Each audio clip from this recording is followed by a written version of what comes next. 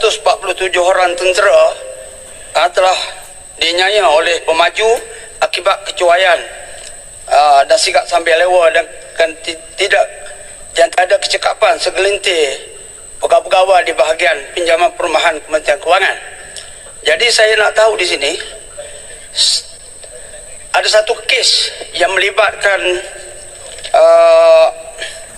87 orang tentera dan pangkat dipotong gaji sejak tahun 2009, iaitu 12 tahun yang lepas dan sehingga kini. Jadi rumah tu memang dah berhenti dah. Duit 100% dah bagi kepada pemaju. Jadi saya nak tahu macam mana Ketua Kementerian Kewangan nak selesaikan masalah ni, sebab ini melibatkan ramai tentera dan juga bekas tentera yang tangguh hutang. Ada yang dah sakit, dah macam nak mering dah otak dia. Jadi tolong bagi penyelesaian.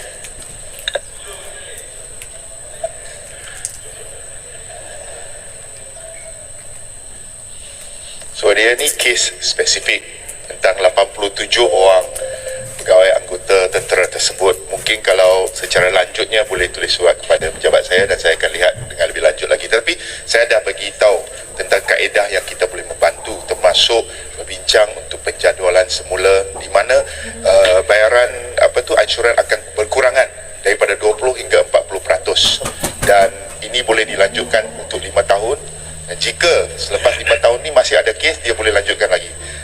Peminjam ataupun pembiaya juga boleh memohon untuk membatalkan perjanjian dengan pemaju pembelian rumah, dan selepas pembatalan kita boleh kalau dapat kelulusan pembatalan, maka PPSA boleh mempertimbangkan pengecualian dari segi faedah dan ataupun keuntungan ke atas pembiayaan tersebut. Jadi dia ada berbagai kaedah yang telah saya sebut dalam jawapan utama saya. Tetapi kalau merujuk kepada kes spesifik tadi, mungkin ada isu-isu yang berkaitan yang tidak disebut, boleh menulis surat secara langsung kepada saya dan saya akan bantu untuk melihat apa sebenarnya terjadi kepada kes spesifik itu. Terima kasih. Sebenarnya perkara ni dah dilapor kepada saya dan ada jadi ini bukan masa untuk sila duduk Keteres.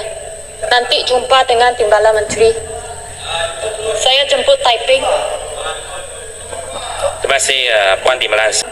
Apa ni dekat Ya, nanti Keteres, jumpa dah. sila duduk. Keteres, sila duduk. Terima kasih Puan Timbalan Speaker. Ada dua perkara yang nak saya bangkitkan. Nombor satu, apabila kita bincang berkenaan dengan perumahan yang tidak siap dan juga pinjaman LPPSA, maka saya nak tanya kepada pihak kerajaan, apakah langkah-langkah yang akan diambil oleh pihak LPPSA untuk mengurangkan risiko penjawat awam daripada terlibat dalam projek perumahan yang tidak siap. Nombor dua adalah berkenaan dengan takafu. Kita sekian maklum bahawa setiap pinjaman LPPSA akan datang dengan suatu pembayaran takafu, dan khasnya untuk penjawat awam yang lebih daripada 40 hingga 45 tahun, kadar takafu itu adalah amat tinggi. Sebelum ini saya nampak satu pinjaman sebanyak RM250,000, kadar takafu dia adalah melebihi RM50,000, dan itu merupakan suatu kadar yang amat tinggi.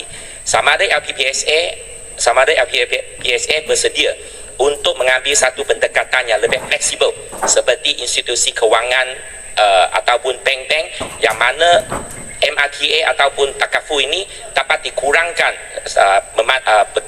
berdasarkan kepada setiap suatu permohonan. Terima kasih.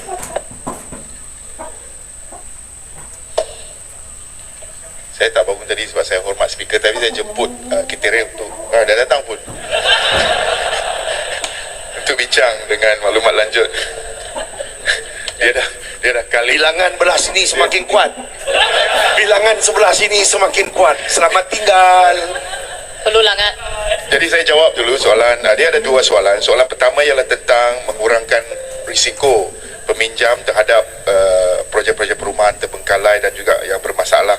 Antara langkah yang diambil oleh LPPSA termasuklah kita tidak meluluskan pinjaman kepada pelanggan yang membeli rumah di bawah projek pemaju perumahan yang telah disenarai hitamkan oleh KPKT.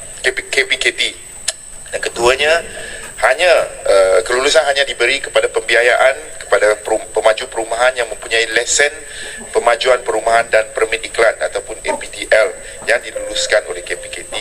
Kita membuat semak silang maklumat pemaju dan projek perumahan melalui pengkalan data sistem Jabatan Perumahan Negara JPN KPKT melalui sistem Housing Integrated Management System.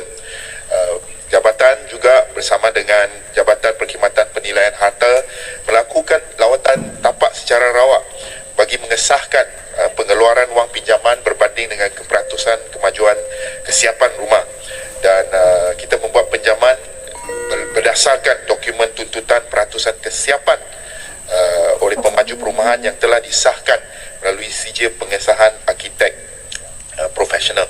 Jadi untuk isu takaful ataupun MRTA, LPPSA sebenarnya melaksanakan ataupun kadar harga kita adalah kompetitif berbanding bank kerana perlindungan MRTA ataupun takaful LPPSA dijamin lulus dan tiada kos bebanan tambahan atau dengan izin free of cover limit berbanding bank yang mungkin takaful mereka ataupun MRTA mereka boleh ditolak atau ditambah harga premium oleh pihak takaful dan insurans berdasarkan umur dan profil latar